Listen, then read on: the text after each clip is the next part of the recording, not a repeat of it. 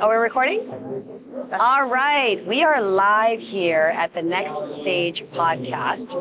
This podcast was gifted because the gods like me. And all I did was I was in the media center and I said, man, I have a podcast. And I was talking with Helena. Hello, Helena. Hello. Hello, yeah. Put your face right close to the mic. Okay. Yeah, there you go. Here we are. So Helena and I are both, we met in the media lounge, and she is multilingual. What did you say? Can you say it again, what you are? Hyperpolyglot. Hyperpolyglot. Yeah. That's a new word. I should know this word. Thank God I was not in a spelling bee and asked to spell it because I would have failed miserably.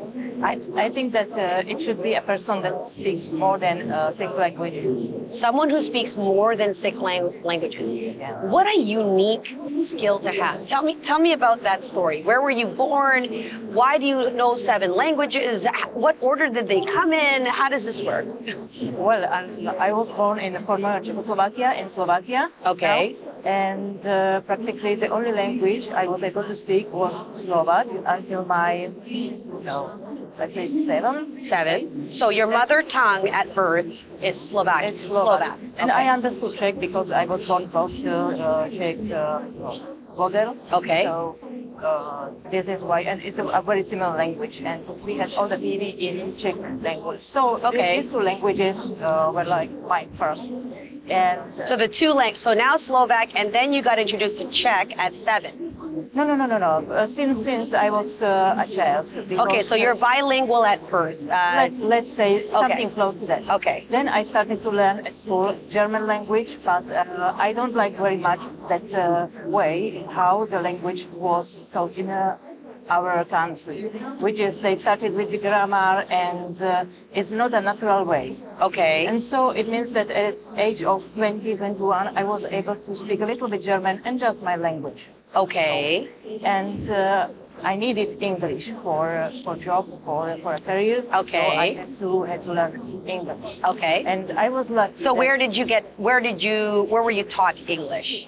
I tried some private schools, but it was the same like in my public school. So they started with grammar, with vocab and everything like that, and it was boring, and I was not able to learn. So I thought that it's something wrong with me. Right. But then I met a girl. She used to work in the UK, and she introduced me to another way of learning. So what was this magical way of learning? I have to hear. Practically, she started to speak with me freely. Okay, she knew that I would not understand perfectly because I was like a beginner most, and but she didn't care. So she gave me time, and what she was doing practically was that she was trying to expose me to kind of English-speaking environment by what she furnished with the videos, the movies. Oh, so you were kind of like immersed into English language No through grammar. No grammar. Okay. Nothing. So she just away my book and she said, okay, we are going to talk. You can feel like a small baby and you are going to start learning Like a baby. language. Yes. That's amazing. Okay. And I know that this works because I have a son who is half Italian and half Slovak, and he can speak body languages, and he also speaks Czech because he's exposed to Czech language in the same way I was when I was a child. And he is like now trilingual. Trilingual. Okay. Trilingual, and okay, he is learning Spanish at his school, and it's the same boring way because it's public school, and unfortunately, public schools, I think it's the same also abroad, that they don't want or they are not able to apply this natural way of teaching. Yeah, I feel like if you go to, when you see, expats or people in certain countries, and like I'll see a Canadian, a Caucasian guy in the Philippines or an Indian guy in the Philippines, and they're fluent in Tagalog, or you see any person in China or whatever that's not Chinese, or they're foreigners speaking that language, is because they're forced to adapt. It's basically, how do you say eat, or what is this thing, or pick me up, or how much is, like, they're asking questions, right? Yes, exactly. The way has to be natural. Okay. So this is maybe it's kind of difficult with the books that already are written, so Okay. they cannot get rid of them so easily. So they are following this kind of teaching method. But I think it should be it should start With conversational type of languages. Okay. So once that happened, is that the way that you learned? You just decided, okay, I want to learn Italian, so you marry an Italian guy? Is that how it works? It was like earlier, but yes, it was kind of similar because I was exposed to the real language in the real country. So Right. I traveled to Italy and I started to work there, and let's say I worked as a hostess in Okay. international affairs, and I say that I am also interpreter in Okay. several languages. I was not. But okay. it was the way. Either they take me or they kick me off. Right.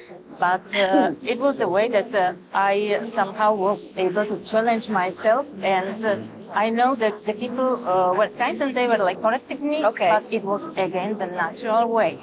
So let me ask you, how are you utilizing the 7 languages that you've learned? Yeah. Is there a way that you're monetizing this skill set? Absolutely. Okay. I think that the language skills can influence, the language knowledge can influence all spheres of your life, including health. Okay. So I am monetizing because I teach languages. For example, in Slovakia, I teach Italian. I teach English to beginners, even though I don't have the best accent. Sure. I don't care. And mostly what I teach is the method. It's the method, The because method. many people are afraid to start to speak. So, Right. I'm teaching them, like, you don't need to care so much about your mistakes, because if you start to care about mistakes, you never start to speak. Right. So really you are now I teach. teaching in the way that you've learned, Yes. and you find that that's more effective. Yes, I also worked like interpreter, translator, Okay. like intercultural mediator, so in many fields. And That's amazing. Well, let's shift the conversation a little bit now to talking about you being here at Web Summit. There's a lot of conversation about AI. What is your opinion about AI? Are you using it? Are you afraid of it? Do you love it? Let's talk about that. I think it has a positive aspect, and yes, I'm using it, but it has also downsides. Okay. So when it comes to the general communication, it helps me a lot because, for example, when I want to post something in English and I want to make it sound like native, I just say to Google Bard or ChatGPT, whatever I use, okay, transform it in a proper US English, because I thought I will. Yeah. So, and it helps me, and it's faster than me. Right. So it's great for it.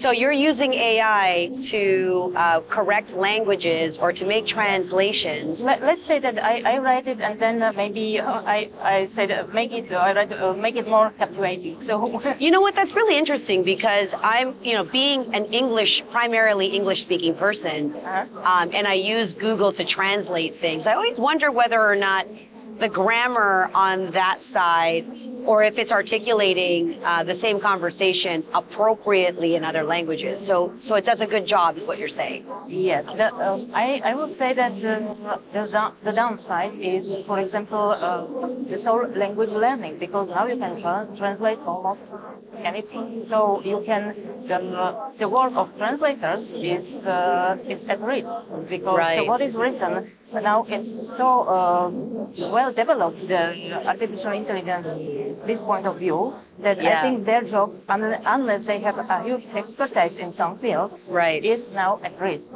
I don't think I that can is- see that. I don't think that is for interpreter is not that much risk for now, but it will be. This is the same.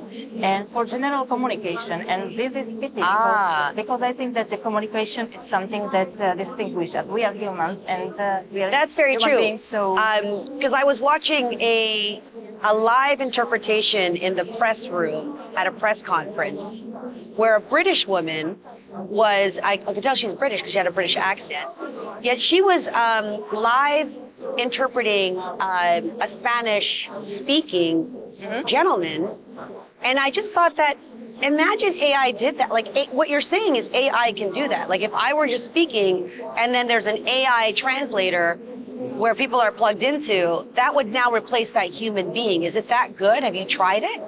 Well, no for interpreter. Okay, not for interpretation. Not for Okay. interpreters, but But for the written form. translators. Okay. Yes, it's really, especially for big languages. Okay. Like English, Spanish, Italian.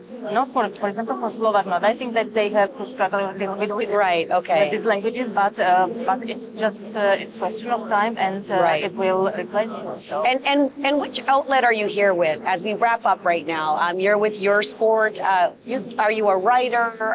Tell me more about that. I'm a blogger, journalist, and Uspert is substantially a job board and a blog that deals with human resources, and also we have Bianco Lavoro Academy, which is about which teaches about self-development, also about career stuff, and I think also about languages and communication in general. So, Okay, wonderful. And so, where do you have a personal blog, or is all of your articles on Usport? Uspert and Bianco Lavoro. And can you spell that out for the listeners, please?